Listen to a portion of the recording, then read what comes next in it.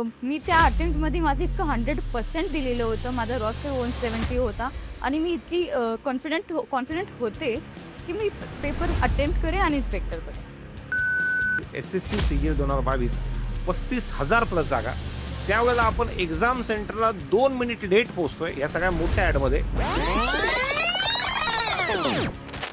SSC CGL 2022चा जो men's होता आणि ते 2 मिनिट होते ना, ती असा क्षण आहे ना, न भरणारी जखम आहे माझ्या आयुष्यात.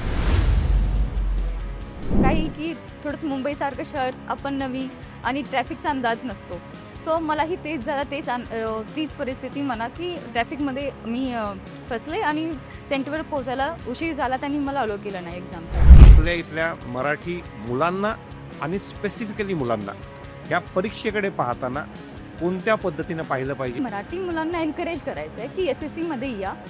एक्झाम अशी खूप अवघड नाही आहे. We can easily achievable.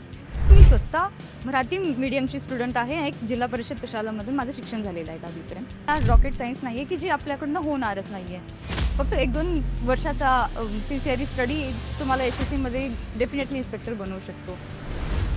आणि इन्स्पेक्टरच्या रँकबद्दल सांगायचं झालं तर जेव्हा तुम्ही डिपार्टमेंटमध्ये ॲज अ इन्स्पेक्टर म्हणून जातात लेवल 7वर, नक्कीच एक रिस्पेक्ट मिळून जाते.